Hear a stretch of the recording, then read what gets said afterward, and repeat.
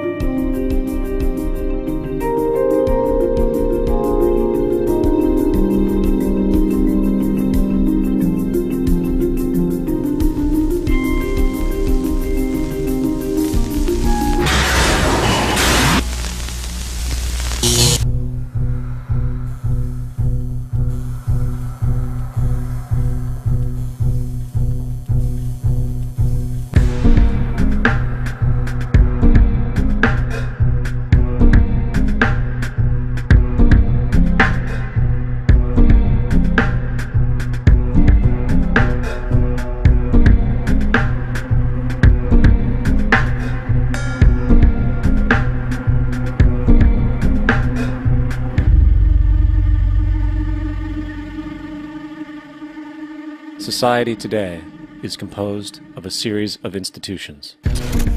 From political institutions, legal institutions, religious institutions, to institutions of social class, familial values, and occupational specialization. It is obvious the profound influence these traditionalized structures have in shaping our understandings and perspectives.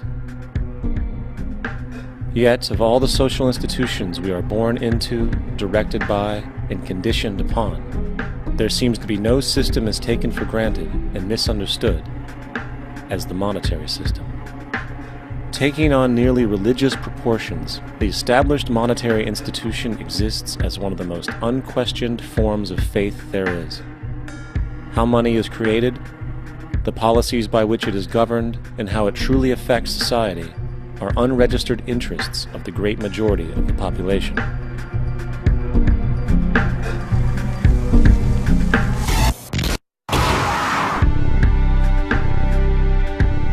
In a world where 1% of the population owns 40% of the planet's wealth, in a world where 34,000 children die every single day from poverty and preventable diseases, and where 50% of the world's population lives on less than $2 a day, one thing is clear: something is very wrong. And whether we are aware of it or not, the lifeblood of all of our established institutions, and thus society itself, is money. Therefore, understanding this institution of monetary policy is critical to understanding why our lives are the way they are. Unfortunately, economics is often viewed with confusion and boredom. Endless streams of financial jargon coupled with intimidating mathematics quickly deters people from attempts at understanding it. However, the fact is, the complexity associated with the financial system is a mere mask, designed to conceal one of the most socially paralyzing structures humanity has ever endured.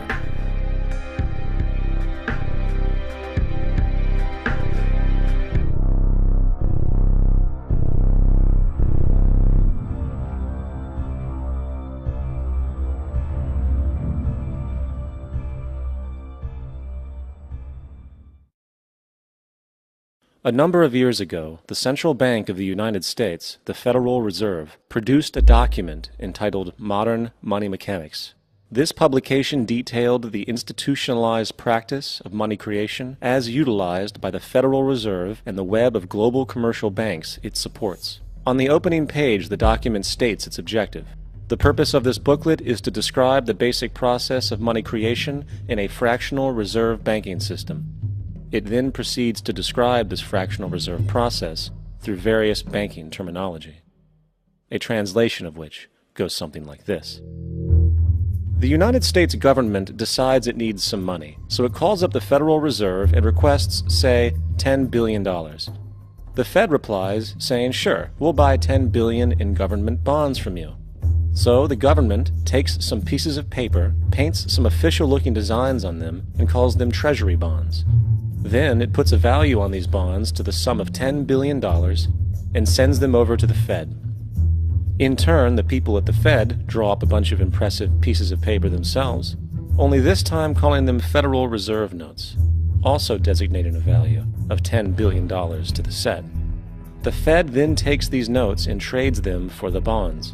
Once this exchange is complete, the government then takes the $10 billion in Federal Reserve notes and deposits it into a bank account. And upon this deposit, the paper notes officially become legal tender money, adding $10 billion to the U.S. money supply. And there it is. $10 billion in new money has been created. Of course, this example is a generalization, for, in reality, this transaction would occur electronically, with no paper used at all. In fact, only 3% of the U.S. money supply exists in physical currency. The other 97% essentially exists in computers alone. Now, government bonds are, by design, instruments of debt, and when the Fed purchases these bonds, with money it essentially created out of thin air, the government is actually promising to pay back that money to the Fed. In other words, the money was created out of debt. This mind-numbing paradox of how money or value can be created out of debt or a liability will become more clear as we further this exercise. So, the exchange has been made and now $10 billion sits in a commercial bank account. Here's where it gets really interesting. For as based on the fractional reserve practice, that $10 billion deposit instantly becomes part of the bank's reserves, just as all deposits do. And regarding reserve requirements, as stated in modern money mechanics, a bank must maintain legally required reserves equal to a prescribed percentage of its deposits. It then quantifies this by stating, under current regulations, the reserve requirement against most transaction accounts is 10%. This means that with a $10 billion deposit, 10%, or $1 billion, is held as the required reserve, while the other $9 billion is considered an excessive reserve and can be used as the basis for new loans. Now, it is logical to assume that this $9 billion is literally coming out of the existing $10 billion deposit. However, this is actually not the case. What really happens is that the $9 billion is simply created out of thin air on top of the existing $10 billion deposit. This is how the money supply is expanded. As stated in modern money mechanics, of course they, the banks, do not really pay out loans from the money they receive as deposits. If they did this, no additional money would be created. What they do when they make loans is to accept promissory notes, loan contracts, in exchange for credits, money, to the borrower's transaction accounts.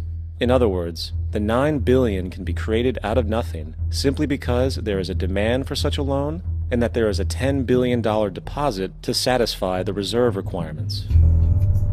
Now, let's assume that somebody walks into this bank and borrows the newly available $9 billion. They will then most likely take that money and deposit it into their own bank account. The process then repeats, for that deposit becomes part of the bank's reserves.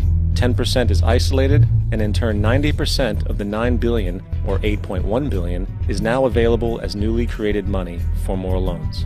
And of course, that 8.1 can be loaned out and redeposited, creating an additional 7.2 billion, to 6.5 billion, to 5.9 billion, etc. This deposit money creation loan cycle can technically go on to infinity. The average mathematical result is that about $90 billion can be created on top of the original $10 billion. In other words, for every deposit that ever occurs in the banking system, about 9 times that amount can be created out of thin air. Money jitters. Ask the obliging Bank of America for a jar of soothing instant money, M-O-N-E-Y, in the form of a convenient personal loan. So, now that we understand how money is created by this fractional reserve banking system, a logical yet elusive question might come to mind. What is actually giving this newly created money value? The answer? The money that already exists. The new money essentially steals value from the existing money supply. For the total pool of money is being increased irrespective to demand for goods and services. And as supply and demand finds equilibrium, prices rise, diminishing the purchasing power of each individual dollar. This is generally referred to as inflation, and inflation is essentially a hidden tax on the public. What is the advice that you generally get? And that is inflate the currency. They don't say debase the currency. They don't say devalue the currency. They don't say cheat the people who are saved. They say lower the interest rates. The real deception is when we distort the value of money. When we create money out of thin air, we have no savings, and yet there's so-called capital. So my question boils down to this: how in the world can we expect to solve the problems of inflation, that is, the increase in the supply of money, with more inflation? Of course, it can't. The fractional reserve system of monetary expansion is inherently inflationary. For the act of expanding the money supply, without there being a proportional expansion of goods and services in the economy, will always debase a currency. In fact, a quick glance at the historical values of the US dollar versus the money supply reflects this point definitively, for the inverse relationship is obvious. $1 in 1913 required $21.60 in 2007 to match value. That is a 96% devaluation since the Federal Reserve came into existence. Now, if this reality of inherent and perpetual inflation seems absurd and economically self-defeating, hold that thought, for absurdity is an understatement in regard to how our financial system really operates. For in our financial system, money is debt. And debt is money. Here is a chart of the U.S. money supply from 1950 to 2006. Here is a chart of the U.S. national debt for the same period. How interesting it is that the trends are virtually the same. For the more money there is, the more debt there is. The more debt there is, the more money there is. To put it a different way, every single dollar in your wallet is owed to somebody by somebody. For remember, the only way the money can come into existence is from loans. Therefore, if everyone in the country were able to pay off all debts, including the government, there would not be $1 in circulation.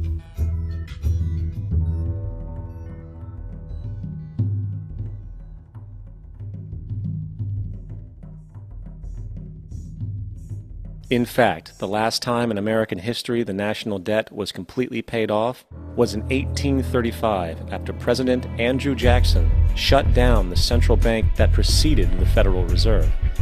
In fact, Jackson's entire political platform essentially revolved around his commitment to shut down the central bank, stating at one point, "The bold efforts the present bank has made to control the government are but premonitions of the fate that awaits the American people, should they be deluded into a perpetuation of this institution or the establishment of another like it." Unfortunately, his message was short-lived, and the international bankers succeeded to install another central bank in 1913, the Federal Reserve. And as long as this institution exists, perpetual debt is guaranteed. Now, so far we have discussed the reality that money is created out of debt, through loans. These loans are based on a bank's reserves, and reserves are derived from deposits. And through this fractional reserve system, any one deposit can create 9 times its original value, in turn debasing the existing money supply, raising prices in society. And since all this money is created out of debt and circulated randomly through commerce, people become detached from their original debt, and a disequilibrium exists, where people are forced to compete for labor in order to pull enough money out of the money supply to cover their costs of living. As dysfunctional and backwards as all of this might seem, there is still one thing we have omitted from this equation. And it is this element of the structure which reveals the truly fraudulent nature of the system itself: the application of interest. When the government borrows money from the Fed, or when a person borrows money from a bank, it almost always has to be paid back with accrued interest. In other words, almost every single dollar that exists must be eventually returned to a bank with interest paid as well. But if all money is borrowed from the central bank and is expanded by commercial banks through loans, only what would be referred to as the principal is being created in the money supply. So then, where is the money to cover all of the interest that is charged? Nowhere. It doesn't exist. The ramifications of this are staggering, for the amount of money owed back to the banks will always exceed the amount of money that is available in circulation. This is why inflation is a constant in the economy, for new money is always needed to help cover the perpetual deficit built into the system, caused by the need to pay the interest. What this also means is that mathematically, defaults and bankruptcy are literally built into the system, and there will always be poor pockets of society that get the short end of the stick. An analogy would be a game of musical chairs, for once the music stops, somebody is left out to dry. And that's the point. It invariably transfers true wealth from the individual to the banks. For if you are unable to pay for your mortgage, they will take your property. This is particularly enraging when you realize that not only is such a default inevitable due to the fractional reserve practice, but also because of the fact that the money that the bank loaned to you didn't even legally exist in the first place. In 1969, there was a Minnesota court case involving a man named Jerome Daly, who was challenging the foreclosure of his home by the bank which provided the loan to purchase it. His argument was that the mortgage contract required both parties, being he and the bank, each put up a legitimate form of property for the exchange. In legal language, this is called consideration.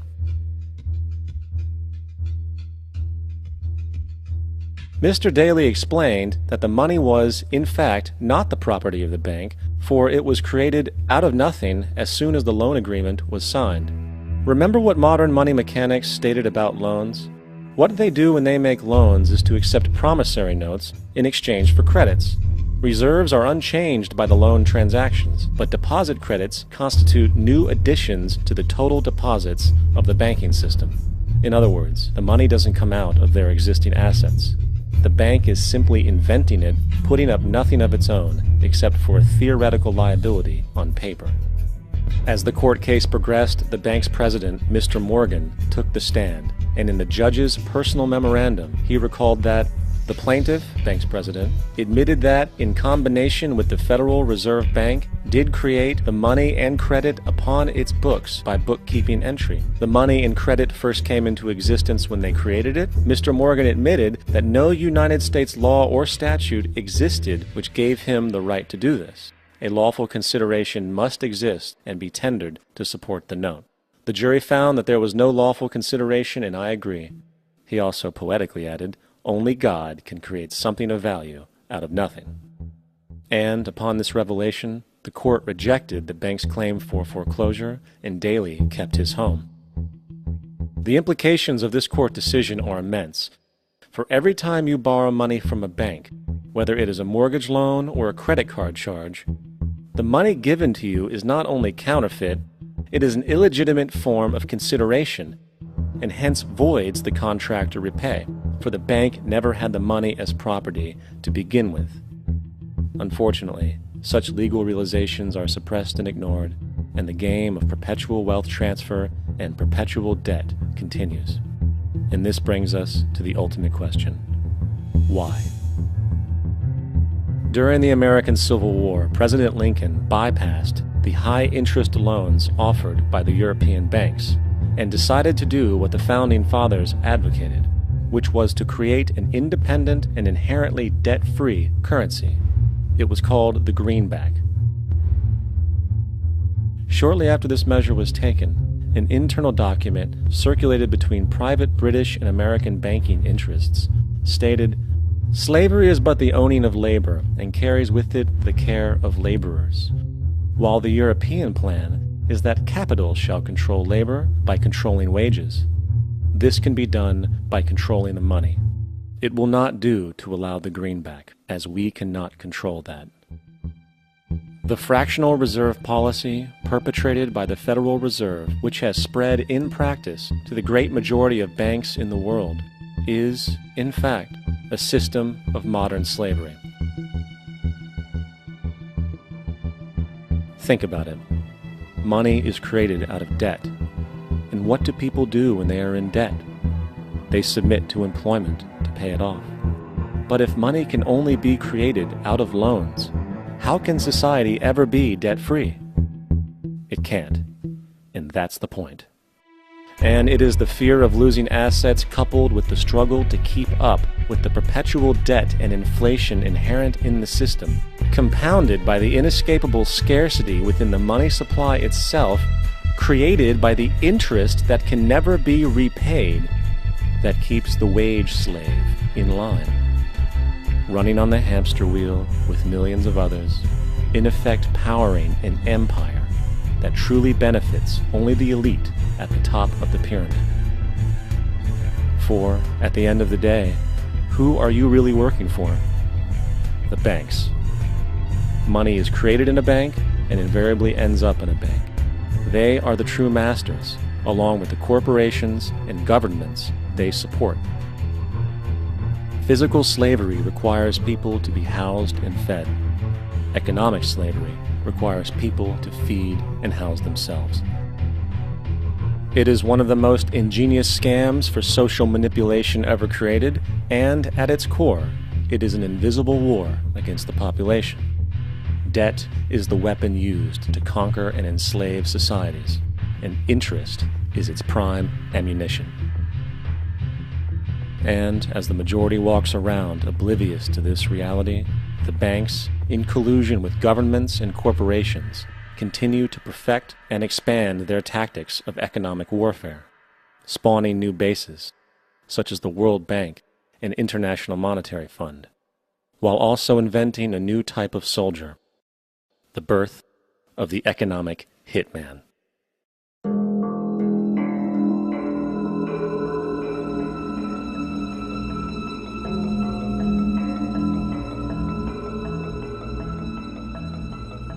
We economic hitmen really have been the ones responsible for creating this first truly global empire.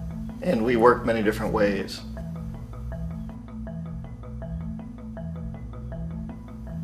But perhaps the most common is that we will identify a country that has resources our corporations covet, like oil, and then arrange a huge loan to that country from the World Bank or one of its sister organizations. But the money never actually goes to the country. Instead, it goes to our big corporations to build infrastructure projects in that country, power plants, industrial parks, ports, things that benefit a few rich people in that country, in addition to our corporations, but really don't help the majority of the people at all. However, those people, the whole country is left holding a huge debt. It's such a big debt they can't repay it, and that's part of the plan, that they can't repay it. And so at some point, we economic hitmen go back to them and say, listen, you owe us a lot of money, can't pay your debt, so sell your oil real cheap to our oil companies. Allow us to build a military base in your country, or send troops in support of ours to someplace in the world like Iraq, or vote with us on the next UN vote. To have their electric utility company privatized and their water and sewage system privatized and sold to U.S. corporations or other multinational corporations. So there was that whole mushrooming thing, and it's so typical of the way the IMF and the World Bank work, that you put a country in debt, it's such a big debt it can't pay it, and then you offer to refinance that debt and pay even more interest. And you demand this quid pro quo, which you call a conditionality or good governance, which means basically that they've got to sell off their resources, including many of their social services, their utility companies, their school systems sometimes, their penal systems, their insurance systems, to foreign corporations. So it's a double, triple, quadruple whammy. The precedent for economic hitmen really began back in the early 50s when democratically elected Mossadegh, who was elected in Iran, he was considered to be the hope for democracy in the Middle East and around the world. He was Time Magazine's Man of the Year. But one of the things that he'd run on and began to implement was the idea that foreign oil companies needed to pay the Iranian people a lot more for the oil that they were taking out of Iran. The Iranian people should benefit from their own oil. Strange policy. We didn't like that, of course. But we were afraid to do what we normally were doing, which was to send in the military. Instead, we sent in one CIA agent, Kermit Roosevelt, Teddy Roosevelt's relative. And Kermit went in with a few $1 million and was very, very effective and efficient. And in a short amount of time, he managed to get Mossadegh overthrown and brought in the Shah of Iran to replace him, who always was favorable to oil. And it was extremely effective. Mobs overflow Tehran. Army officers shout that Mossadegh has surrendered and his regime as virtual dictator of Iran is ended. Pictures of the Shah are paraded through the streets as sentiment reverses. The Shah is welcomed home. So back here in the United States, in Washington, people looked around and said, wow, that was easy and cheap. So this established a whole new way of manipulating countries, of creating empire. The only problem with Roosevelt was that he was a card-carrying CIA agent, and had he been caught, the ramifications could have been pretty serious. So very quickly at that point, the decision was made to use private consultants to channel the money through the World Bank or the IMF or one of the other such agencies, to bring in people like me who worked for private companies, so that if we got caught, there would be no governmental ramifications.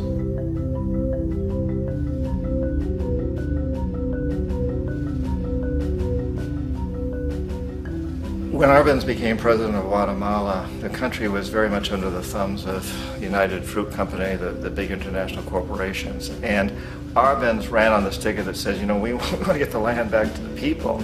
And once he took power, he was implementing policies that would do exactly that, give land rights back to the people. United Fruit didn't like that very much. And so they hired a public relations firm, launched a huge campaign in the United States to convince the United States people, the citizens of the United States, and the press of the United States, and the Congress of the United States, that Arbenz was a Soviet puppet, and that if we allowed him to stay in power, the Soviets would have a foothold in this hemisphere. And that, at that point in time, was a huge fear on everybody's mind, the Red Terror, the Communist Terror. And so, to make a long story short, Out of this public relations campaign came a commitment on the part of the CIA and the military to take this man out. And in fact, we did. We sent in planes, we sent in soldiers, we sent in jackals, we sent everything in to take him out, and did take him out. And as soon as he was removed from office, the new guy that took over after him basically reinstated everything to the big international corporations, including United Fruit.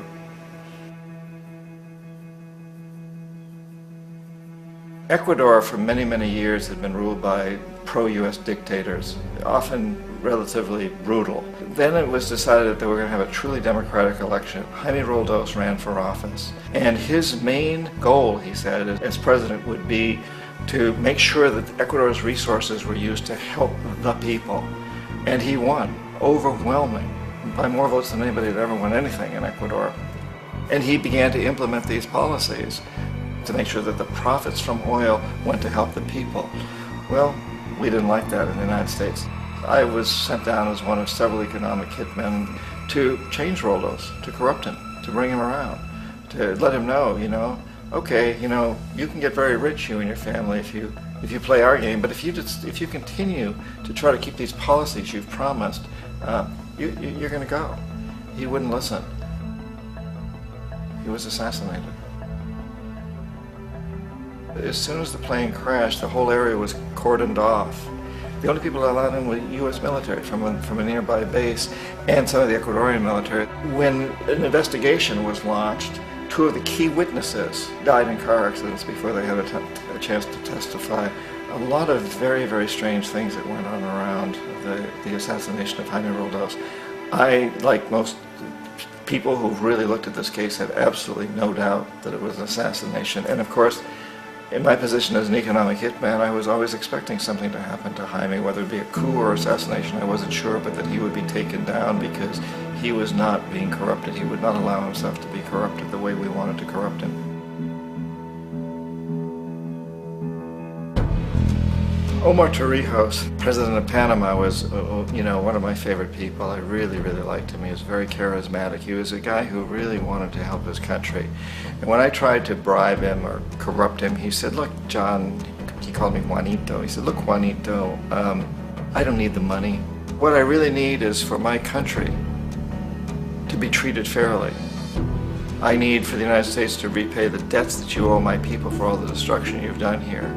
I need to be in a position where I can help other Latin American countries win their independence and be free of this terrible presence from the north that you people are exploiting us so badly. I need to have the Panama Canal back in the hands of the Panamanian people. That's what I want. And so, leave me alone. Don't try to bribe me. It was 1981, and in May, Jaime Roldos was assassinated.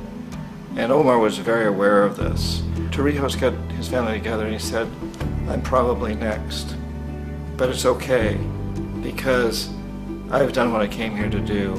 I've renegotiated the canal. The canal will now be in our hands. He just finished negotiating the treaty with Jimmy Carter. In June of that same year, just a couple of months later, he also went down in an airplane crash, which there's no question was executed by CIA-sponsored jackals.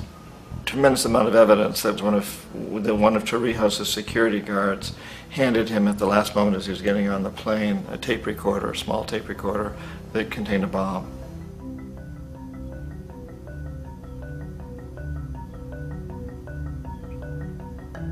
It is interesting to me how this system has continued pretty much the same way for years and years and years, except the economic hitmen have got better and better and better. Then we come up with, very recently, what happened in Venezuela. In 1998, Hugo Chavez gets elected president, following a long line of presidents who had been very corrupt and basically destroyed the economy of the country. And Chavez was elected amidst all that. Chavez stood up to the United States, and he's done it primarily demanding that Venezuelan oil be used to help the Venezuelan people. Well, we didn't like that in the United States. So in 2002, a coup was staged, which there's no question in my mind, and most other people's minds, that the CIA was behind that coup.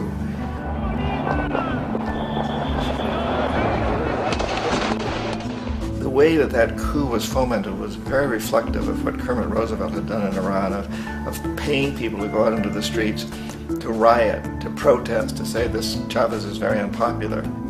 You know, if you can get a few thousand people to do that in television, can make it look like it's the whole country, and things start to mushroom.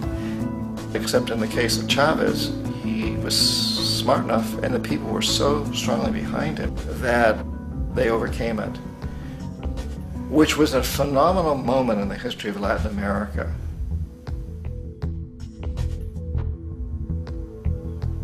Iraq actually is a perfect example of the way the whole system works. So we economic hitmen are the first line of defense. We go in and we try to corrupt governments and get them to accept these huge loans, which we then use as leverage to basically own them. If we fail, as I failed in Panama with Omar Torrijos and in Ecuador with Jaime Roldos, men who refuse to be corrupted, then the second line of defense is we send in the jackals. And the jackals either overthrow governments or they assassinate.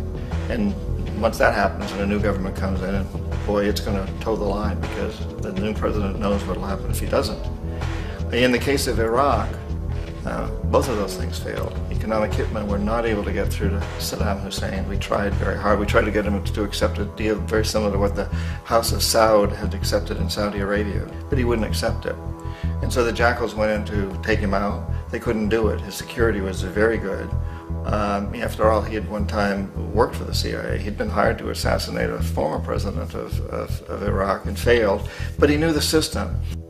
So in '91, we send in the troops and we take out the Iraqi military. So we assume at that point that Saddam Hussein is going to come around.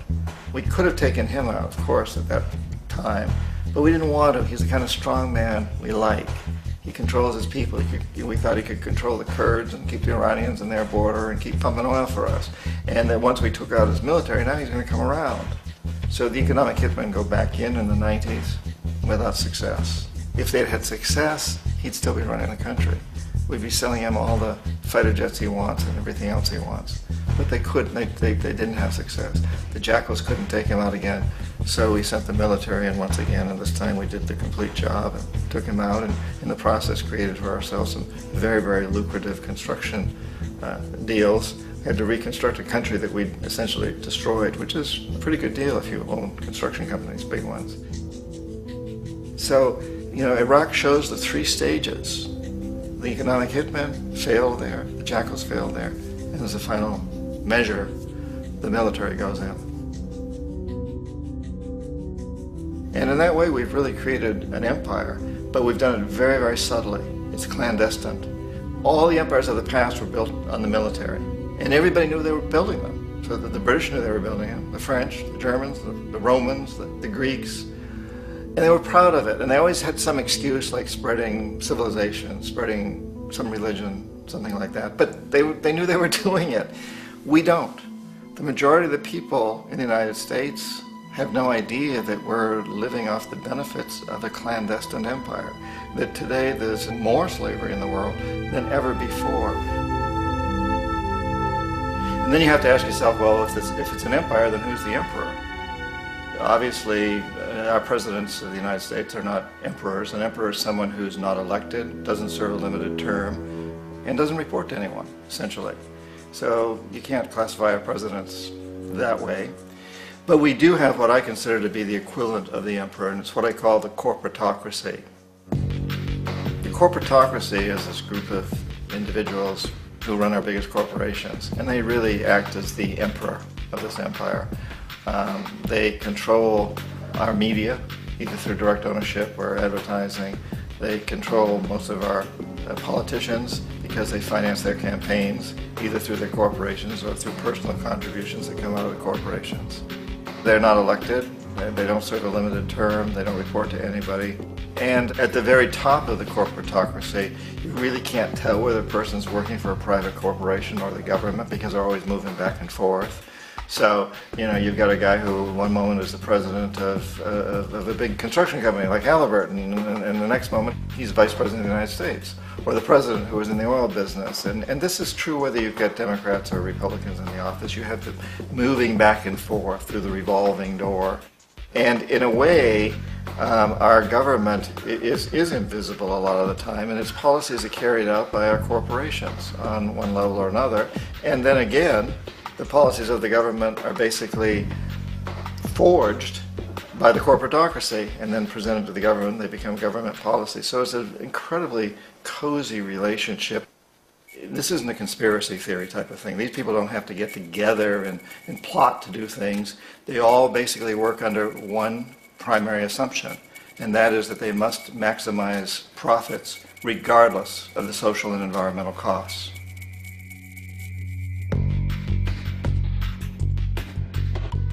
This process of manipulation by the corporatocracy through the use of debt, bribery, and political overthrow is called globalization. Just as the Federal Reserve keeps the American public in a position of indentured servitude through perpetual debt, inflation, and interest, the World Bank and IMF serve this role on a global scale. The basic scam is simple. Put a country in debt either by its own indiscretion or through corrupting the leader of that country, then impose conditionalities or structural adjustment policies, often consisting of the following. Currency devaluation. When the value of a currency drops, so does everything valued in it. This makes indigenous resources available to predator countries at a fraction of their worth. Large funding cuts for social programs. These usually include education and healthcare, compromising the well-being and integrity of the society, leaving the public vulnerable to exploitation. Privatization of state-owned enterprises. This means that socially important systems can be purchased and regulated by foreign corporations for profit. For example, in 1999, the World Bank insisted that the Bolivian government sell the public water system of its third largest city to a subsidy of the U.S. corporation Bechtel. As soon as this occurred, water bills for the already impoverished local residents skyrocketed. It wasn't until after a full-blown revolt by the people that the Bechtel contract was nullified. Then there is trade liberalization, or the opening up of the economy through removing any restrictions on foreign trade. This allows for a number of abusive economic manifestations, such as transnational corporations bringing in their own mass-produced products, undercutting the indigenous production and ruining local economies. An example is Jamaica, which, after accepting loans and conditionalities from the World Bank, lost its largest cash crop markets due to competition with Western imports. Today, countless farmers are out of work, for they are unable to compete with the large corporations. Another variation is the creation of numerous, seemingly unnoticed, unregulated, inhumane sweatshop factories, which take advantage of the imposed economic hardship.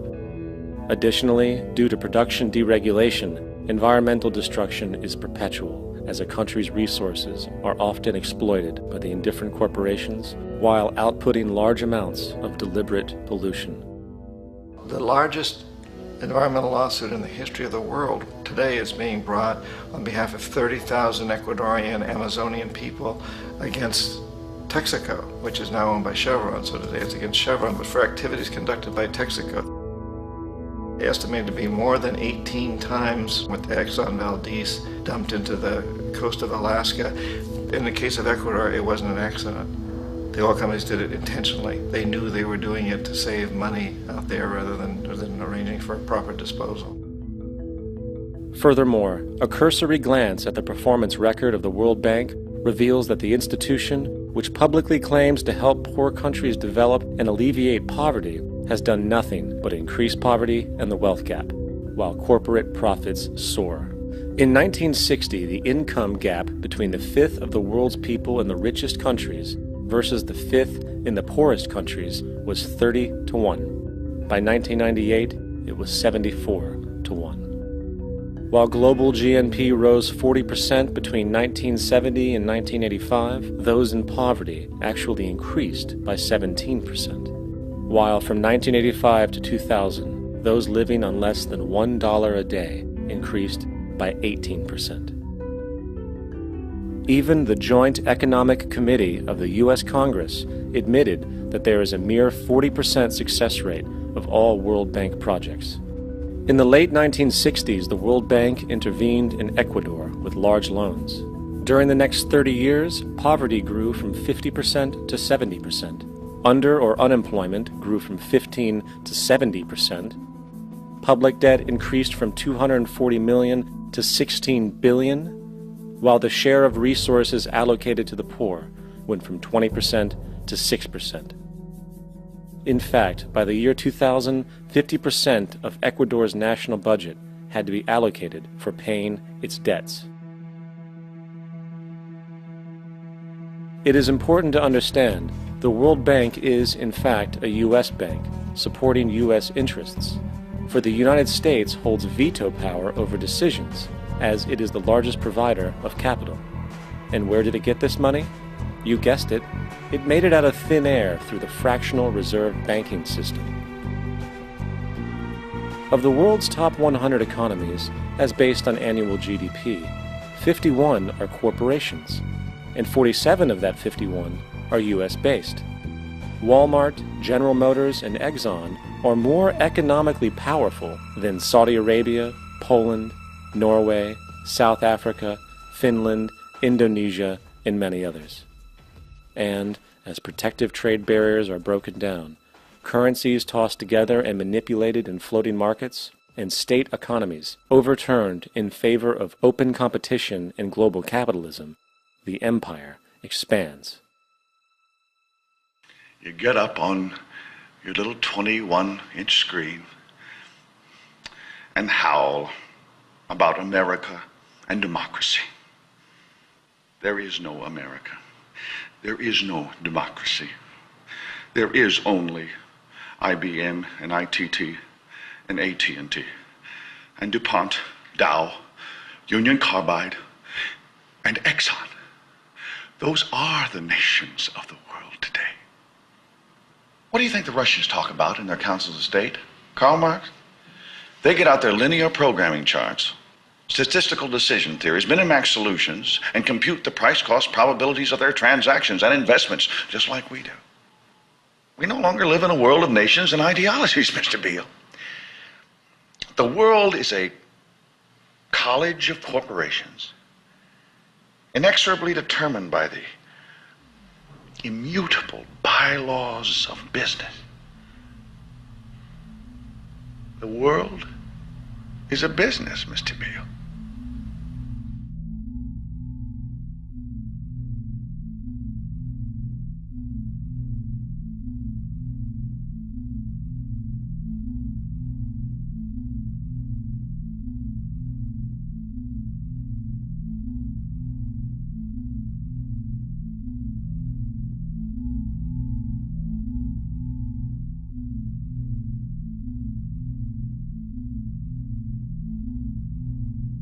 The world is being taken over by a handful of business powers who dominate the natural resources we need to live while controlling the money we need to obtain these resources. The end result will be world monopoly, based not on human life, but financial and corporate power. And as the inequality grows, naturally more and more people are becoming desperate. So the establishment was forced to come up with a new way to deal with anyone who challenges the system. So they gave birth to the terrorist. The term terrorist is an empty distinction, designed for any person or group who chooses to challenge the establishment. This isn't to be confused with the fictional Al-Qaeda, which was actually the name of a computer database for the US-supported Mujahideen in the 1980s.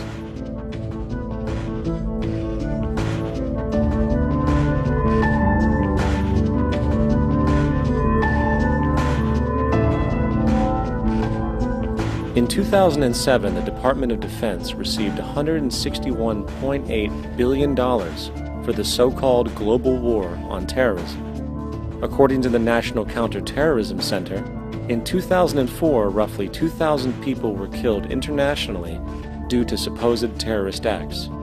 Of that number, 70 were American. Using this number as a general average, which is extremely generous, it is interesting to note that twice as many people die from peanut allergies a year than from terrorist acts. Concurrently, the leading cause of death in America is coronary heart disease, killing roughly 450,000 each year. And in 2007, the government's allocation of funds for research on this issue was about $3 billion.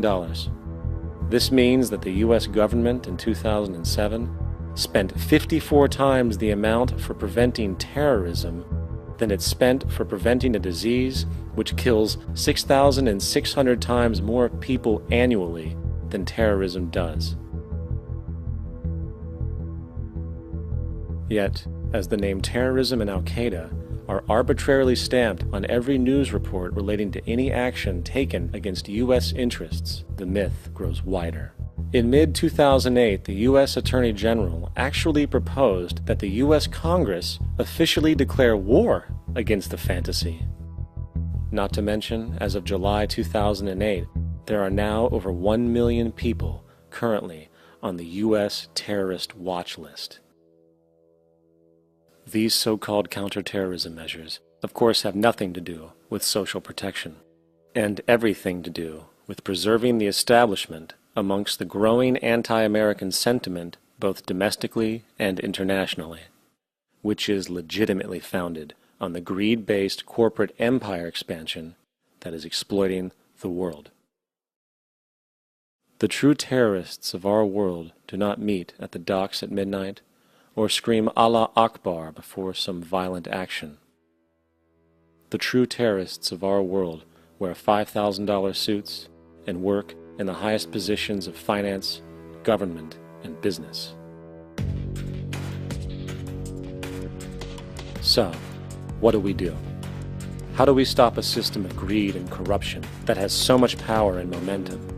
How do we stop this aberrant group behavior which feels no compassion for, say, the millions slaughtered in Iraq and Afghanistan, so the corporatocracy can control energy resources and opium production for Wall Street profit?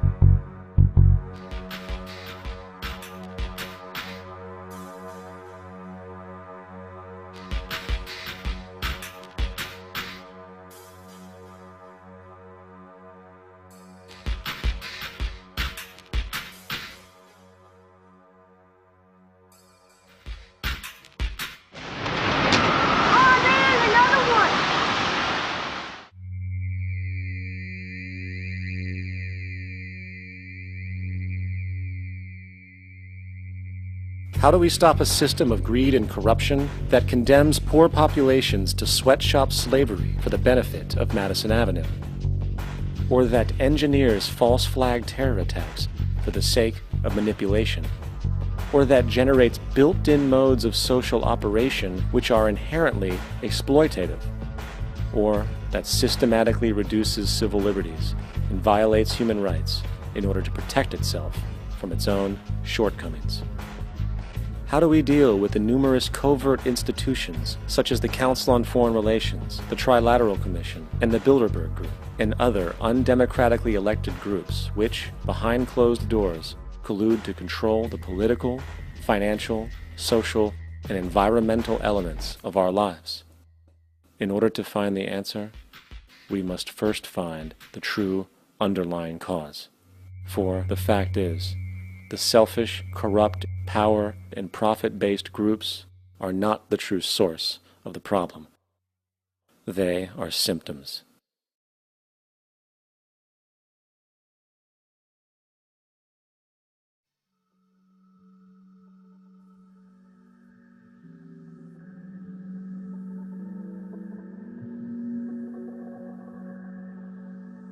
My name is Jock Fresco.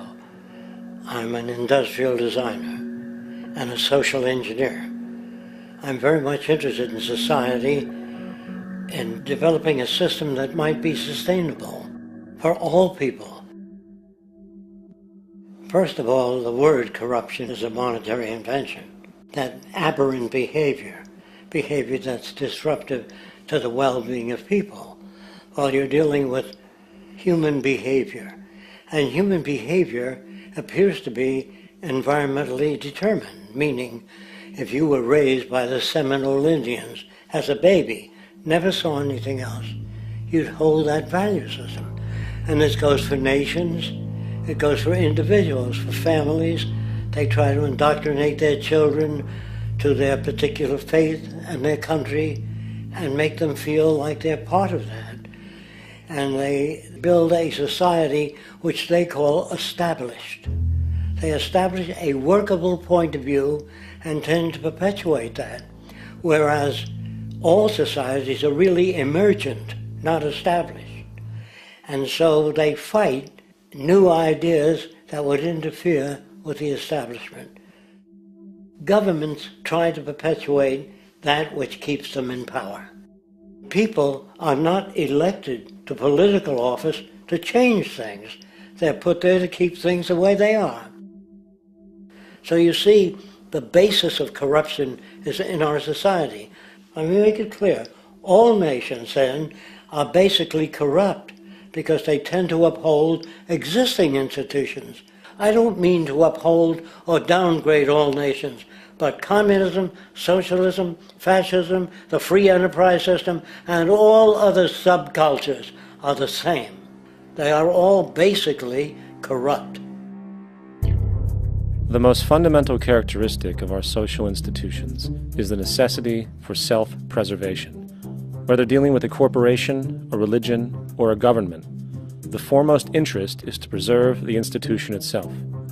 For instance, the last thing an oil company would ever want is the utilization of energy that was outside of its control, for it makes that company less relevant to society. Likewise, the Cold War and the collapse of the Soviet Union was, in reality, a way to preserve and perpetuate the established economic and global hegemony of the United States. Similarly, religions condition people to feel guilty for natural inclinations, each claiming to offer the only path to forgiveness and salvation. At the heart of this institutional self-preservation lies the monetary system, for it is money that provides the means for power and survival. Therefore, just as a poor person might be forced to steal in order to survive, it is a natural inclination to do whatever is needed to continue an institution's profitability. This makes it inherently difficult for profit-based institutions to change, for it puts in jeopardy not only the survival of large groups of people, but also the coveted materialistic lifestyles associated with affluence and power. Therefore, the paralyzing necessity to preserve an institution, regardless of its social relevance, is largely rooted in the need for money or profit.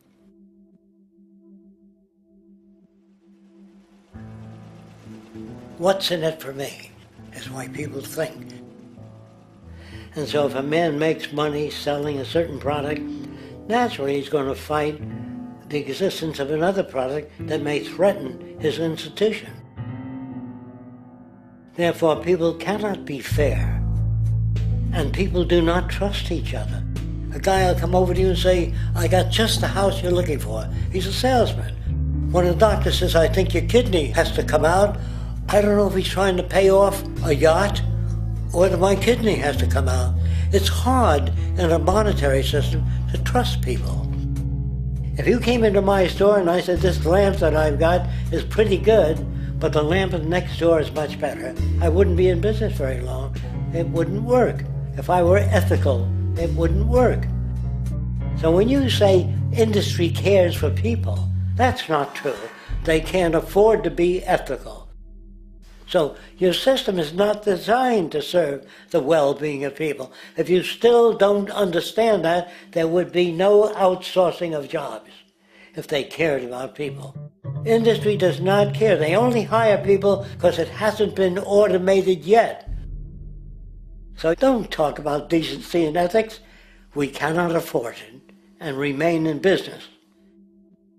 It is important to point out that regardless of the social system, whether fascist, socialist, capitalist, or communist, the underlying mechanism is still money, labor, and competition. Communist China is no less capitalistic than the United States. The The only difference is the degree by which the state intervenes in enterprise. The reality is that monetaryism, so to speak, is the true mechanism that guides the interests of all the countries on the planet. The most aggressive and hence dominant variation of this monetaryism is the free enterprise system.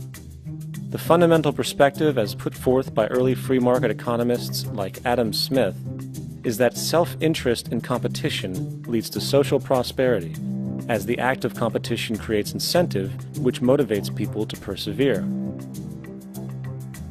However, what isn't talked about is how a competition-based economy invariably leads to strategic corruption, power and wealth consolidation, social stratification, technological paralysis, labor abuse, and, ultimately, a covert form of government dictatorship by the rich elite.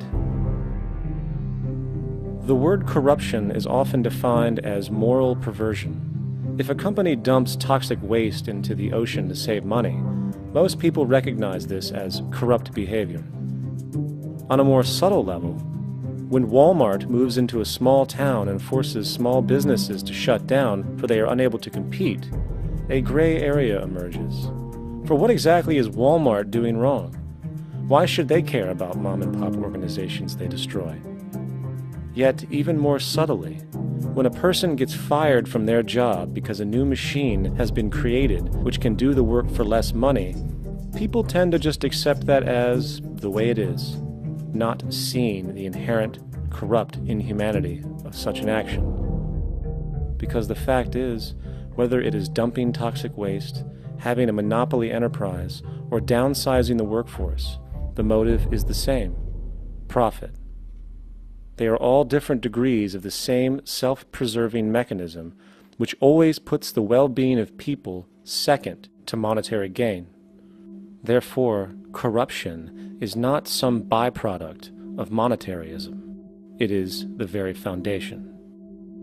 And while most people acknowledge this tendency on one level or another, the majority remains naive as to the broad ramifications of having such a selfish mechanism as the guiding mentality in society. Internal documents show that after this company positively, absolutely knew that they had a medication that was infected with the AIDS virus, they took the product off the market in the U.S. and then they dumped it in France, Europe, Asia, and Latin America. The U.S. government allowed it to happen. The FDA allowed this to happen. And now the government is completely looking the other way. Thousands of innocent hemophiliacs have died from the AIDS virus. This company knew absolutely that it was infected with AIDS. They dumped it because they wanted to turn this disaster into a profit. So you see, you have built-in corruption. We're all chiseling off each other, and you can't expect decency in that sort of thing. And feeling that, they don't know who to elect. They think in terms of a democracy, which is not possible in a monetary-based economy. If you have more money to advertise your position, the position you desire in government, that isn't a democracy. It serves those in positions of differential advantage. So it's always a dictatorship of the elitists, the financially wealthy.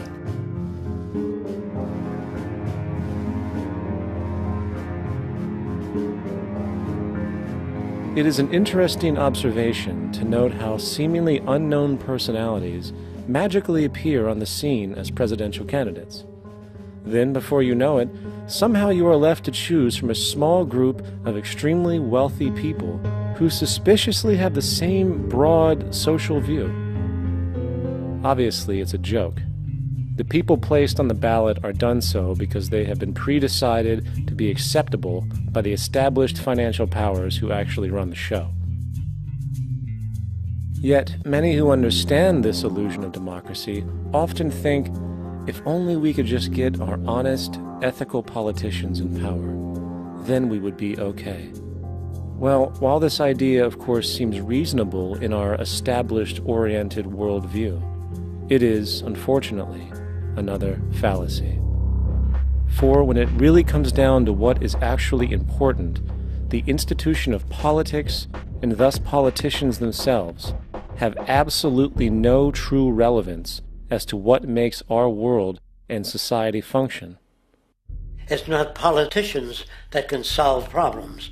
They have no technical capabilities. They don't know how to solve problems. Even if they were sincere, they don't know how to solve problems. It's the technicians that produce the desalination plants. It's the technicians that give you electricity, that give you motor vehicles, that heat your house and cool it in the summertime. It's technology that solves problems, not politics. Politics cannot solve problems because they're not trained to do so. Very few people today stop and consider what it is that actually improves their lives. Is it money? Obviously not. One cannot eat money or stuff money into their car to get it to run. Is it politics? All politicians can do is create laws, establish budgets, and declare war. Is it religion? Of course not. Religion creates nothing except intangible emotional solace for those who require it. The true gift that we as human beings have, which has been solely responsible for everything that has improved our lives, is technology. What is technology? Technology is a pencil which allows one to solidify ideas on paper for communication. Technology is an automobile which allows one to travel faster than feet would allow. Technology is a pair of eyeglasses which enables sight for those who need it. Applied technology itself is merely an extension of human attributes which reduces human effort, freeing humans from a particular chore or problem. Imagine what your life would be like today without a telephone, or an oven, or a computer, or an airplane. Everything in your home which you take for granted, from a doorbell to a table to a dishwasher, is technology generated from the creative, scientific ingenuity of human technicians, not money, politics, or religion. These are false institutions. And writing your congressman is fantastic. They tell you to write your congressman if you want something done. The men in Washington should be at the forefront of technology, the forefront of human studies, the forefront of crime, all the factors that shape human behavior. You don't have to write your congressman. What kind of people are they that are appointed to do that job? The future will have great difficulty. And the question that's raised by politicians is, how much will a project cost? The question is not, how much will it cost? Do we have the resources? And we have the resources today to house everyone, build hospitals all over the world, build schools all over the world, the finest equipment and labs for teaching and doing medical research. So you see, we have all that, but we're in a monetary system. And in a monetary system, there's profit. And what is the fundamental mechanism that drives the profit system besides self-interest? What is it exactly that maintains that competitive edge at its core? Is it high efficiency and sustainability? No, that isn't part of their design. Nothing produced in our profit-based society is even remotely sustainable or efficient. If it was, there wouldn't be a multi-million-dollar-a-year service industry for automobiles, nor would the average lifespan for most electronics be less than 3 months before they're obsolete. Is it abundance? Absolutely not. Abundance, as based on the laws of supply and demand, is actually a negative thing. If a diamond company finds 10 times the usual amount of diamonds during their mining, it means the supply of diamonds has increased, which means the cost and profit per diamond drops. The fact is, efficiency, sustainability, and abundance are enemies of profit. To put it into a word, it is the mechanism of scarcity that increases profits. What is scarcity? Based on keeping products valuable. Slowing up production on oil raises the price. Maintaining scarcity of diamonds keeps the price high. They burn diamonds at the Kimberley diamond mines. They made a carbon that keeps the price up. So then, what does it mean for society when scarcity, either produced naturally or through manipulation, is a beneficial condition for industry. It means that sustainability and abundance will never ever occur in a profit system, for it simply goes against the very nature of the structure. Therefore, it is impossible to have a world without war or poverty. It is impossible to continually advance technology to its most efficient and productive states. And, most dramatically, it is impossible to expect human beings to behave in truly ethical or decent ways.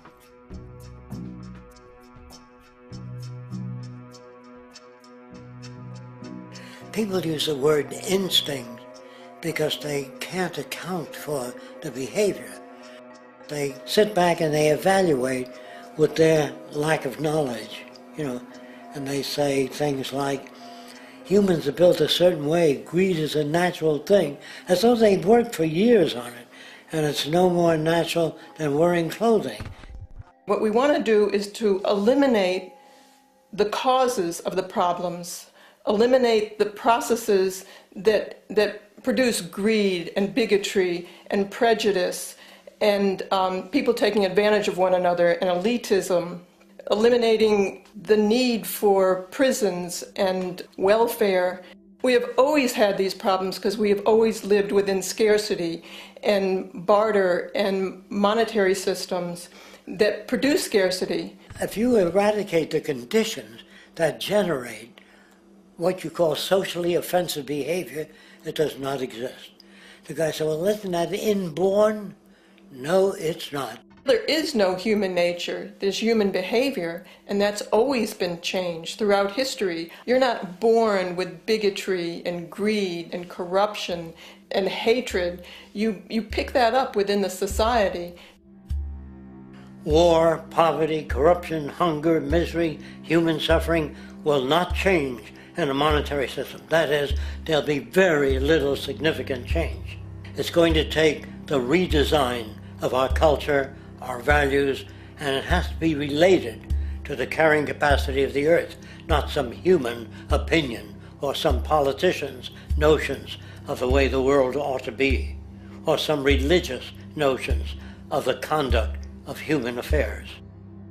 And that's what the Venus Project is about. The society that we're about to talk about is a society that is free of all the old superstitions, incarceration, prisons, police, cruelty, and law. All laws will disappear, and the professions will disappear that are no longer valid, such as stockbrokers, bankers, advertising, gone forever, because it's no longer relevant. When we understand that it is technology devised by human ingenuity which frees humanity and increases our quality of life, we then realize that the most important focus we can have is on the intelligent management of the Earth's resources. For it is from these natural resources we gain the materials to continue our path of prosperity. Understanding this, we then see that money fundamentally exists as a barrier to these resources, for virtually everything has a financial cost. And why do we need money to obtain these resources? Because of real or assumed scarcity. We don't usually pay for air and tap water because it is in such high abundance, selling it would be pointless. So then, logically speaking, if resources and technologies applicable to creating everything in our societies, such as houses, cities, and transportation, were in high enough abundance, there would be no reason to sell anything. Likewise, if automation and machinery was so technologically advanced as to relieve human beings of labor, there would be no reason to have a job. And with these social aspects taken care of, there would be no reason to have money at all. So the ultimate question remains. Do we on Earth have enough resources and technological understanding to create a society of such abundance that everything we have now could be available without a price tag and without the need for submission through employment? Yes, we do. We have the resources and technology to enable this at a minimum, along with the ability to raise the standard of living so high that people in the future will look back at our civilization now and gawk at how primitive and immature our society was. What the Venus Project proposes is an entirely different system that's updated to present-day knowledge. We've never given scientists the problem of how do you design a society which would eliminate boring and monotonous jobs, that would eliminate accidents in transportation, that would enable people to have a high standard of living, that would eliminate poisons in our food, that would give us other sources of energy that are clean and efficient. We can do that out there.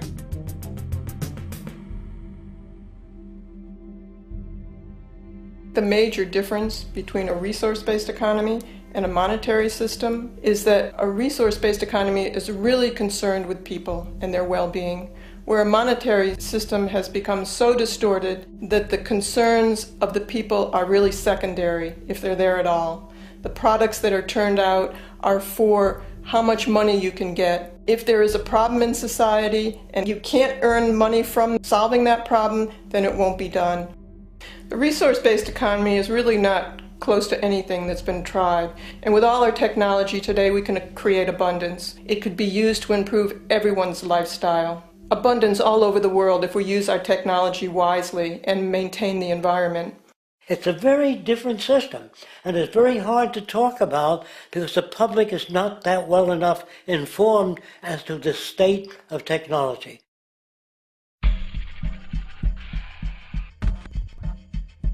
At present, we don't have to burn fossil fuels. We don't have to use anything that would contaminate the environment. There are many sources of energy available.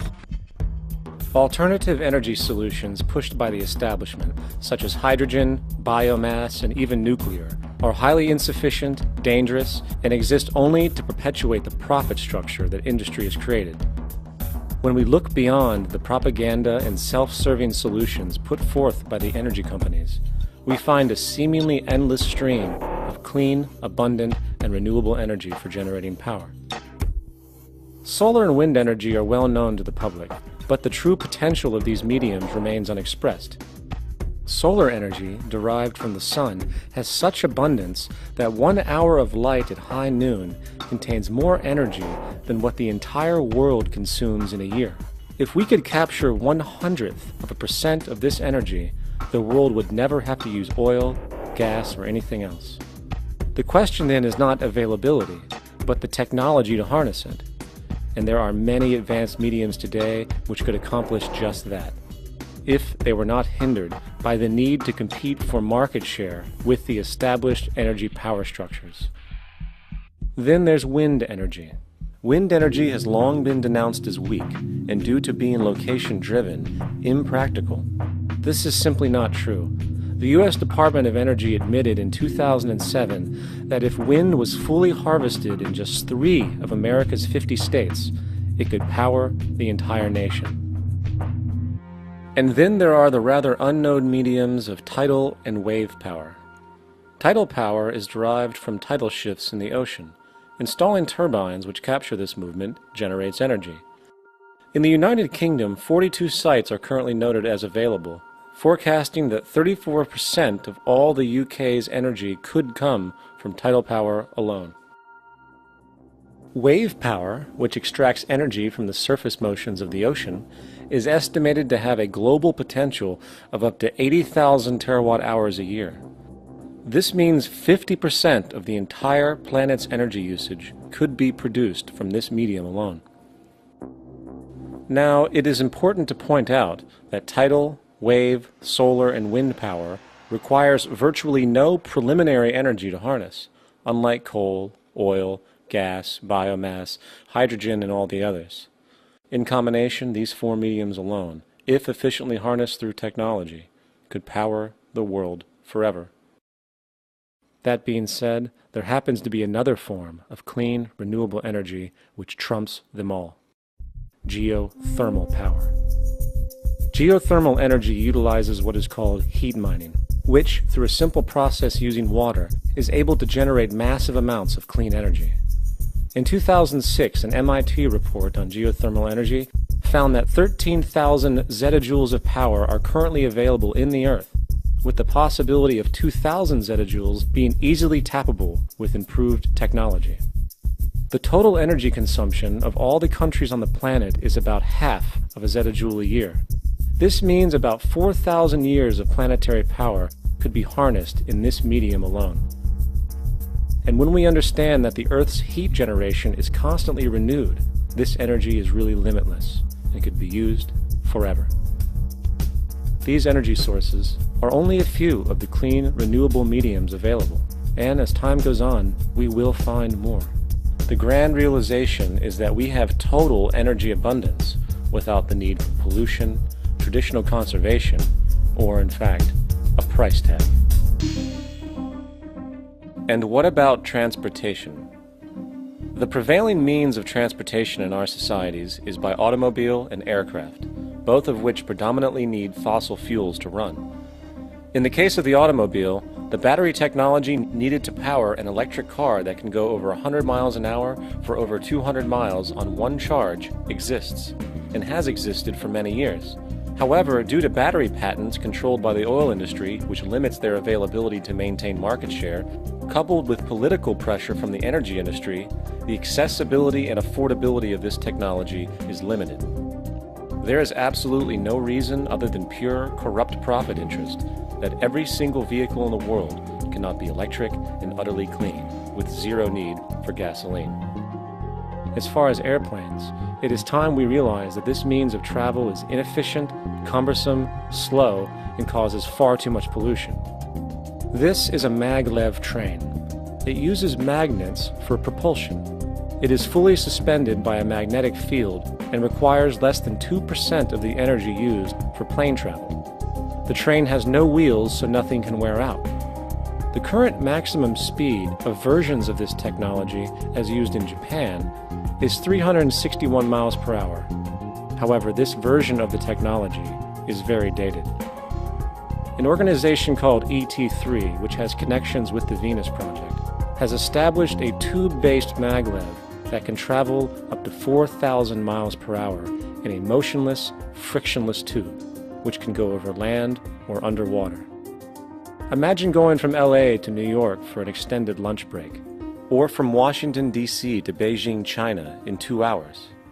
This is the future of continental and intercontinental travel, fast, clean, with only a fraction of the energy usage we use today for the same means.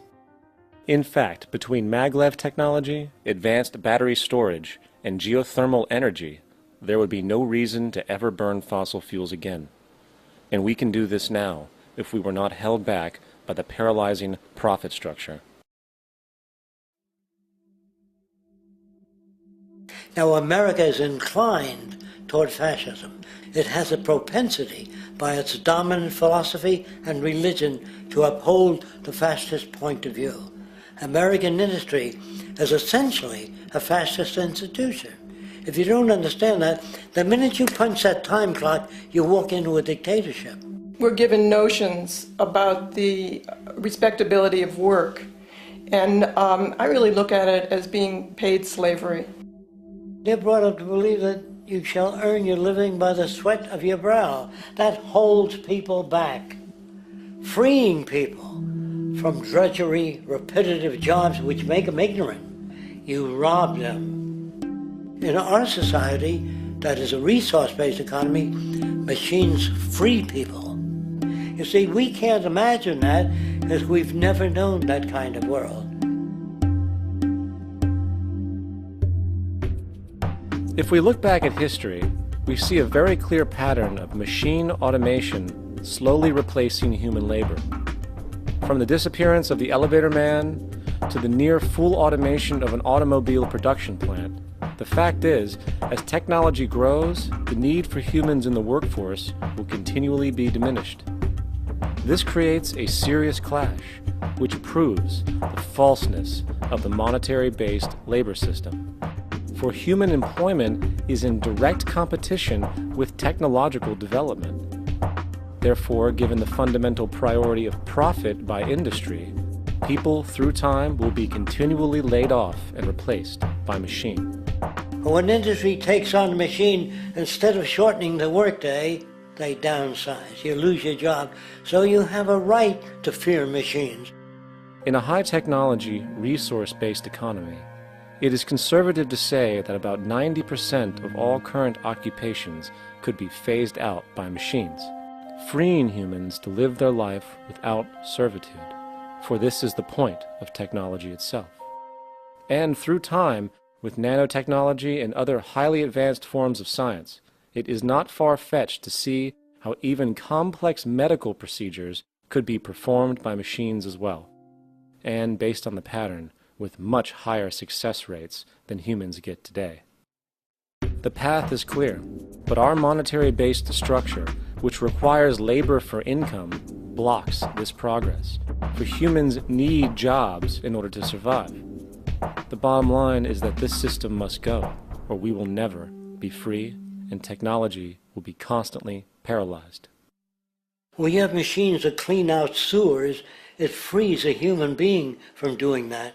So look at machines as extensions of human performance. Furthermore, many occupations today will have simply no basis to exist in a resource-based economy, such as anything associated with the management of money, advertising, along with the legal system itself. For without money, a great majority of the crimes that are committed today would never occur. Virtually all forms of crime are a consequence of the monetary system, either directly or by neuroses inflicted through financial deprivation. Therefore, laws themselves could eventually become extinct.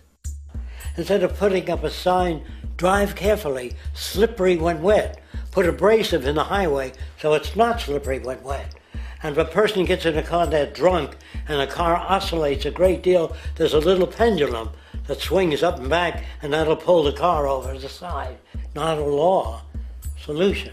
Put sonar and radar in automobiles so they can't hit one another. Man-made laws are attempts to deal with occurring problems, and not knowing how to solve them, they make a law. In the United States, the most privatized, capitalist country on the planet, it should come as no surprise that it also has the largest prison population in the world, growing every year. Statistically, most of these people are uneducated and come from poor, deprived societies. And, contrary to propaganda, it is this environmental conditioning which lures them into criminal and violent behavior. However, society looks the other way in regard to this point. The legal and prison systems are just more examples of how our society avoids examining the root causes of behavior. Billions are spent each year on prisons and police, while only a fraction is spent on programs for poverty, which is one of the most fundamental variables responsible for crime to begin with. And as long as we have an economic system which prefers and in fact creates scarcity and deprivation, crime will never go away.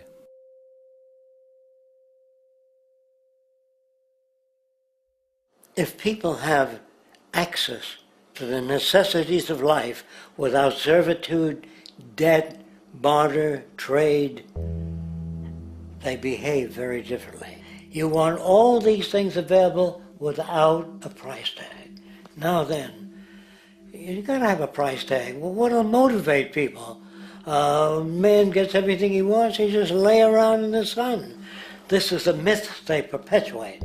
People in our culture are trained to believe that the monetary system produces incentive. If they have access to things, why should they want to do anything? They will lose their incentive. That's what you're taught to support the monetary system. When you take money out of the scenario, there would be different incentives, very different incentives. When people have access to the necessities of life, their incentives change. What about the moon and the stars? New incentives arise.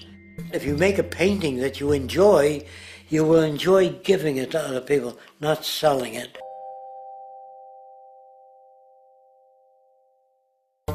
I think most of the education that I've seen today is essentially producing a person for a job. It's very specialized. They're not generalists. People don't know a lot about a lot of different subjects. I don't think you could get people to go to war if they knew a lot about a lot of things. I think education is mostly rote, and they're not taught how to solve problems. They're not given the tools, emotionally or within their own field, of how to do critical thinking. A resource-based economy, the education would be very different. Our society's major concern is mental development and to motivate each person to their highest potential. Because our philosophy is the smarter people are, the richer the world, because everybody becomes a contributor. The smarter your kids are, the better my life will be, because they'll be contributing more constructively to the environment and to my life, because everything that we devise within a resource-based economy would be applied to society. There would be nothing to hold it back. Patriotism, weapons, armies, navies, all that is a sign that we're not civilized yet.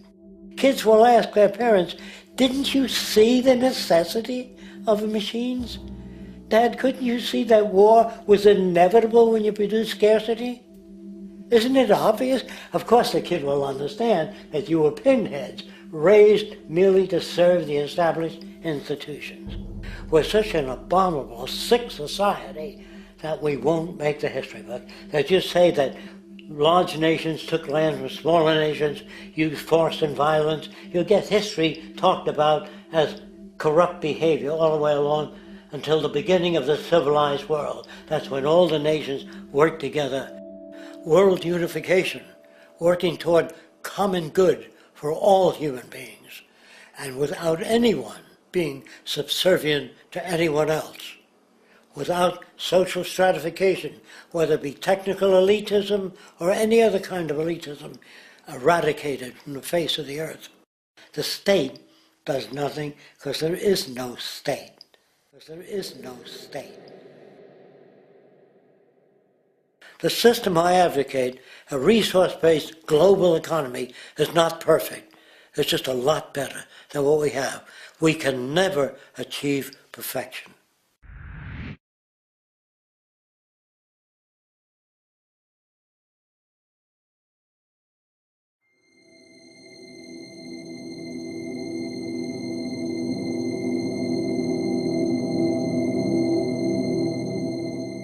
The social values of our society, which has manifested in perpetual warfare, corruption, oppressive laws, social stratification, irrelevant superstitions, environmental destruction, and a despotic, socially indifferent, profit-oriented ruling class, is fundamentally the result of a collective ignorance of two of the most basic insights humans can have about reality: the emergent and symbiotic aspects of natural law.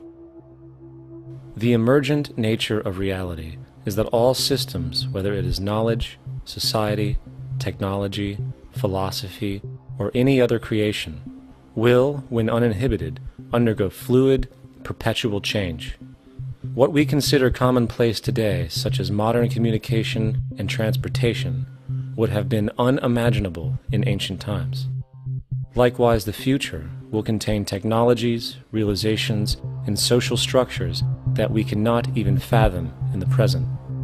We have gone from alchemy to chemistry, from a geocentric universe to a heliocentric, from believing that demons were the cause of illness to modern medicine. This development shows no sign of ending, and it is this awareness that aligns us and leads us on a continuous path to growth and progress. Static, empirical knowledge does not exist. Rather, it is the insight of the emergence of all systems we must recognize. This means we must be open to new information at all times, even if it threatens our current belief system and hence identities. Sadly, society today has failed to recognize this, and the established institutions continue to paralyze growth by preserving outdated social structures. Simultaneously, the population suffers from a fear of change, for their conditioning assumes a static identity, and challenging one's belief system usually results in insult and apprehension, for being wrong is erroneously associated with failure, when, in fact, to be proven wrong should be celebrated, for it is elevating someone to a new level of understanding, furthering awareness. The fact is, there is no such thing as a smart human being, for it is merely a matter of time before their ideas are updated, changed, or eradicated.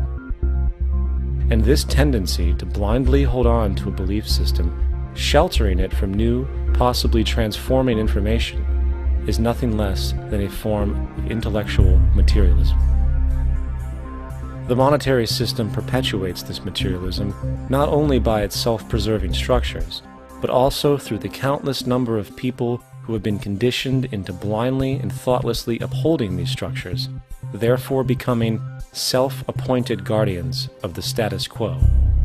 Sheep, which no longer need a sheepdog to control them, for they control each other by ostracizing those who step out of the norm. This tendency to resist change and uphold existing institutions for the sake of identity, comfort, power, and profit is completely unsustainable and will only produce further imbalance, fragmentation, distortion, and invariably, destruction. It's time to change. From hunters and gatherers to the agricultural revolution to the industrial revolution, the pattern is clear. It is time for a new social system which reflects the understandings we have today. The monetary system is a product of a period of time where scarcity was a reality. Now, with the age of technology, it is no longer relevant to society. Gone with the aberrant behavior it manifests. Likewise, dominant worldviews, such as theistic religion, operate with the same social irrelevancy. Islam, Christianity, Judaism, Hinduism, and all of the others exist as barriers to personal and social growth, for each group perpetuates a closed worldview, and this finite understanding that they acknowledge is simply not possible in an emergent universe. Yet, religion has succeeded in shutting down the awareness of this emergence by instilling the psychological distortion of faith upon its followers, where logic and new information is rejected in favor of traditionalized, outdated beliefs. The concept of God is really a method of accounting for the nature of things. In the early days, people didn't know enough about how things formed, how nature worked, so they invented their own little stories. And they made God in their own image. A guy that gets angry. When people don't behave right, he creates floods and earthquakes. And they say it's an act of God. A cursory glance at the suppressed history of religion reveals that even the foundational myths themselves are emergent culminations, developed through influence over time. For example, a cardinal doctrine of the Christian faith is the death and resurrection of Christ. This notion is so important that the Bible itself states, "And if Christ be not risen, then is our preaching vain, and your faith is also vain." Yet it is very difficult to take this account literally, for not only is there no primary source denoting this supernatural event in secular history, awareness of the enormous number of pre-Christian saviors who also died and were resurrected immediately puts the story in mythological territory by association.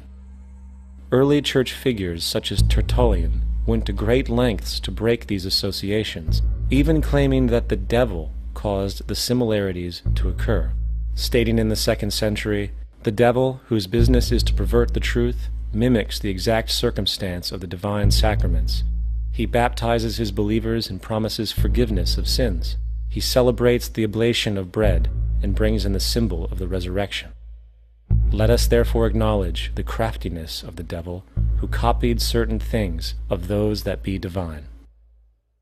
What is truly sad, however, is that when we cease the idea that the stories from Christianity, Judaism, Islam, and all the others are literal history, and accept them for what they really are, which are purely allegorical expressions derived from many faiths, we see that all religions share a common thread, and it is this unifying imperative that needs to be recognized and appreciated. Religious belief has caused more fragmentation and conflict than any other ideology. Christianity alone has 34,000 different subgroups. The Bible is subject to interpretation. When you read it, you say, I think Jesus meant this. I think Job meant that. Oh no, he meant this. So you have the Lutheran, the Seventh-day Adventist, the Catholic, and a church divided is no church at all. And a church divided is no church at all.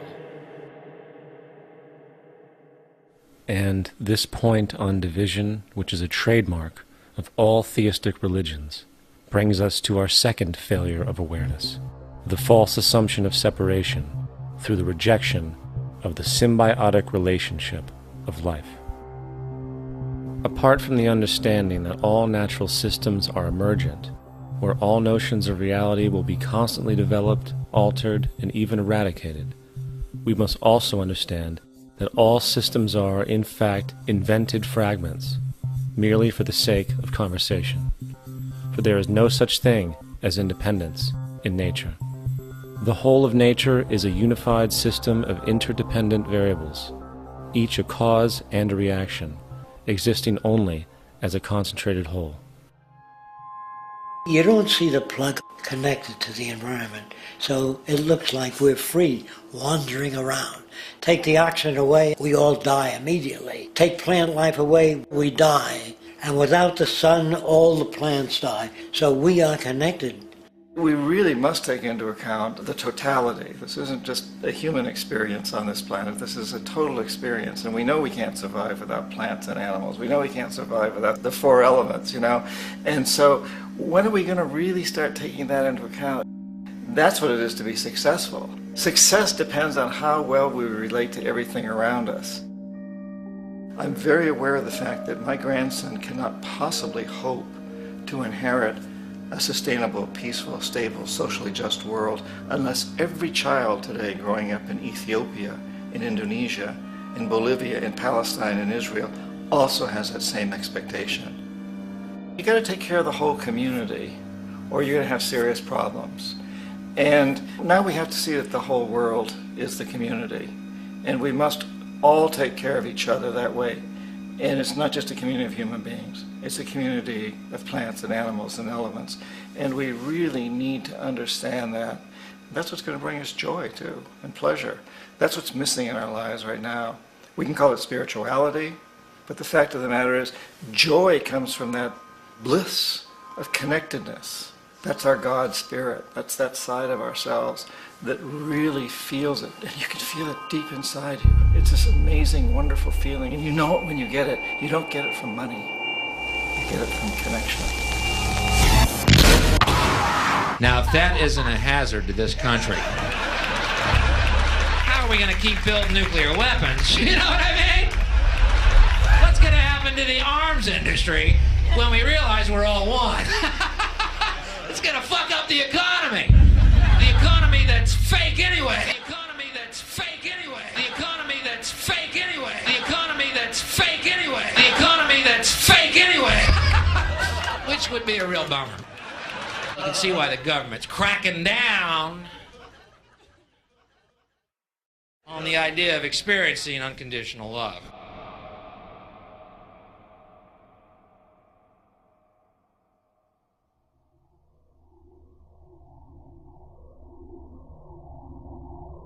Once we understand that the integrity of our personal existences are completely dependent on the integrity of everything else in our world, we have truly understood the meaning of unconditional love. For love is extensionality, and seeing everything as you and you as everything can have no conditionalities. For, in fact, we are all everything at once. If it's true that we're all from the center of a star, every atom in each of us from the center of a star, then we're all the same thing. Even a Coke machine or a cigarette butt in the street in Buffalo is made out of atoms that came from a star. They've all been recycled thousands of times, as have you and I. And therefore, it's only me out there. So what is there to be afraid of? What is there that needs solace-seeking? Nothing. There's nothing to be afraid of because it's all us. The trouble is we have been separated by being born and given a name and an identity and being individuated. We've been separated from the oneness, and that's what religion exploits, that people have this yearning to be part of the overall one again. So they exploit that. They call it God. They say he has rules. And I think it's cruel. I think you can do it absent religion.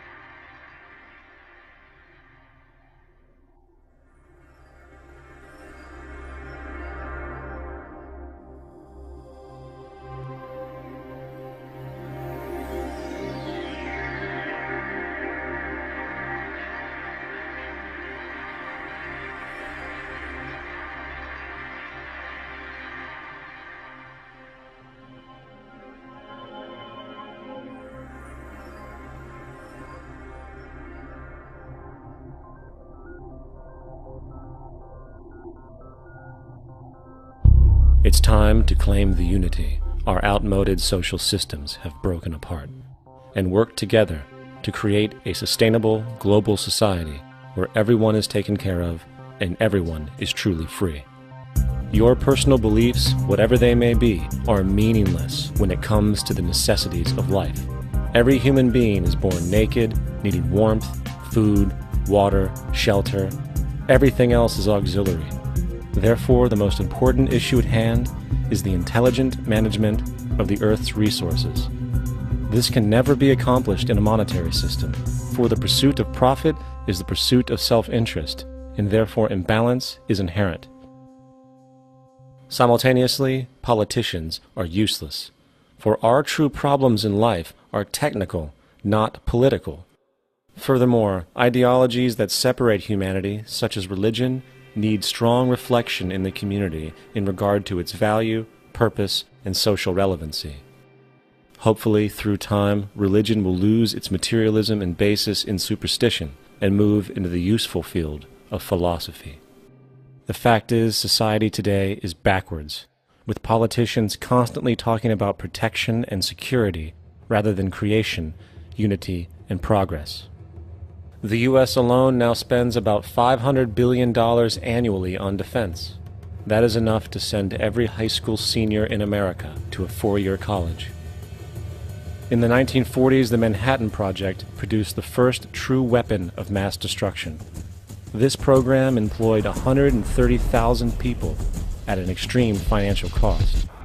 Imagine what our life would be like today if that group of scientists, instead of working on a way of killing people, worked on a way to create a self-sustaining, abundant world. Life today would be very, very different if that was their goal. Instead of weapons of mass destruction, it is time to unleash something much more powerful. Weapons of mass creation. Our true divinity is in our ability to create, and armed with the understanding of the symbiotic connections of life, while being guided by the emergent nature of reality, there is nothing we cannot do or accomplish. Of course, we face strong barriers in the form of established power structures that refuse to change.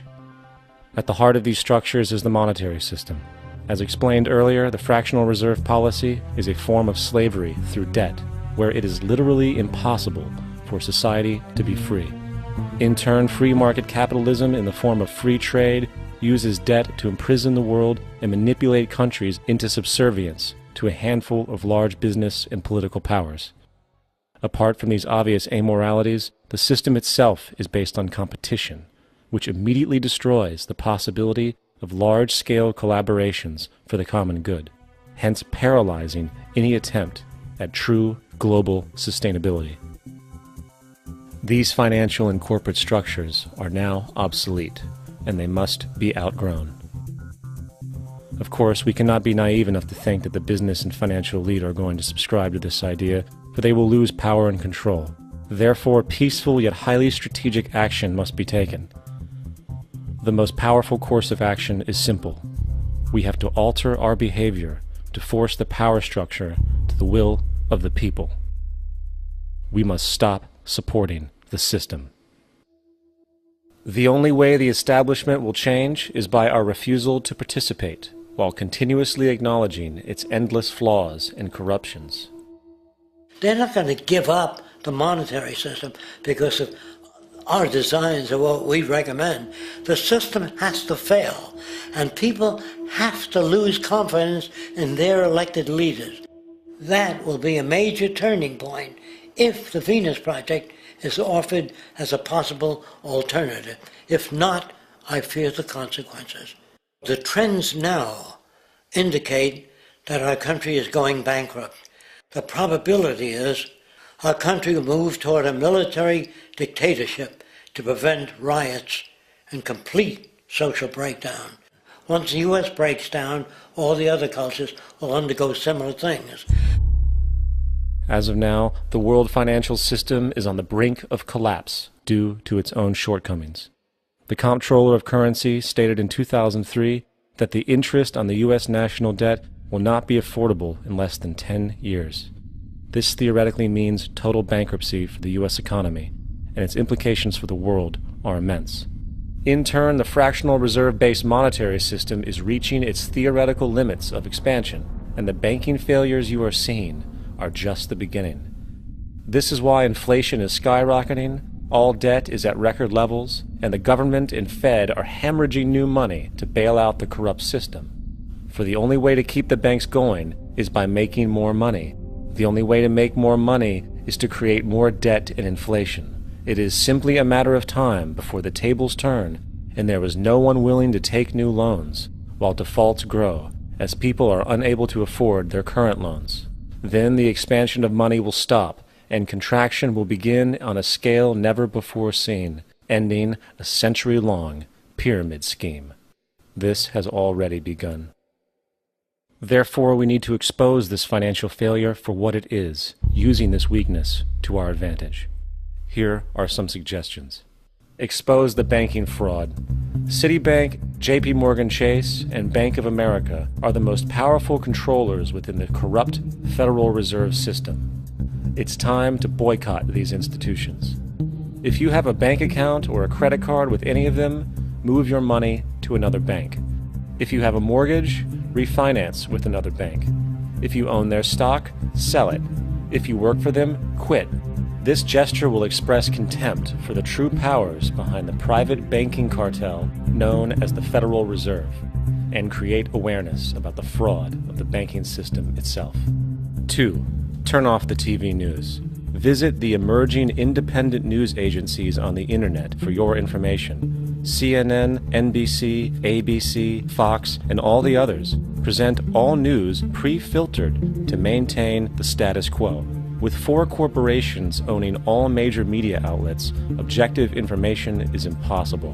This is the true beauty of the internet, and the establishment has been losing control because of this free flow of information. We must protect the internet at all times, as it is truly our savior right now. 3. Don't ever allow yourself, your family, or anyone you know to ever join the military. This is an obsolete institution now used exclusively for maintaining an establishment that is no longer relevant. U.S. soldiers in Iraq work for U.S. corporations, not the people. Propaganda forces us to believe that war is natural and the military is an honorable institution. Well, if war is natural, why are there 18 suicides every single day by American veterans who have post-traumatic stress disorder? If our military men and women are so honored, why is it that 25% of the American homeless population are veterans? 4. Stop supporting the energy companies. If you live in a detached house, get off the grid. Investigate every means of making your home self-sustainable with clean energy.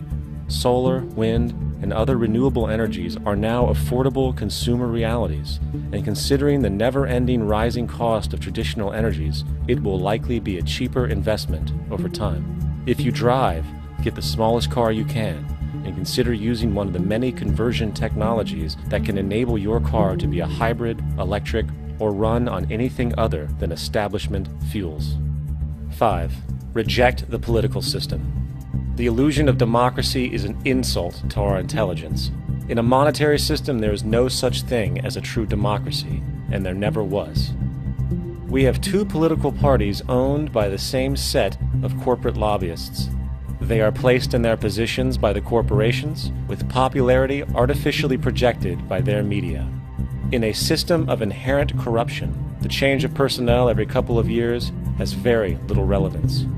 Instead of pretending that the political game has any true meaning, focus your energy on how to transcend this failed system. And 6. Join the movement.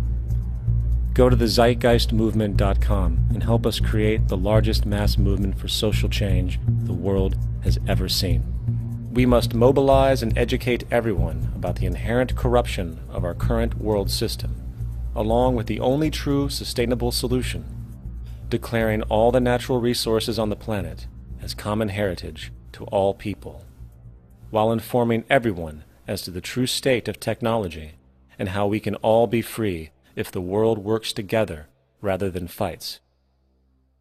The choice lies with you. You can continue to be a slave to the financial system and watch the continuous wars, depressions, and injustice across the globe while placating yourself with vain entertainment and materialistic garbage. Or you can focus your energy on true, meaningful, lasting, holistic change, which actually has the realistic ability to support and free all humans with no one left behind. But, in the end, the most relevant change must occur first inside of you. The real revolution is the revolution of consciousness, and each one of us first needs to eliminate the divisionary, materialistic noise we have been conditioned to think is true, while discovering, amplifying, and aligning with the signal coming from our true empirical oneness. It is up to you. What we are trying during all these discussions and talks here is to see if we cannot radically bring about a transformation of the mind. Not accept things as they are, but to understand it, to go into it, to examine it, give your heart and your mind with everything that you have to find out a way of living differently.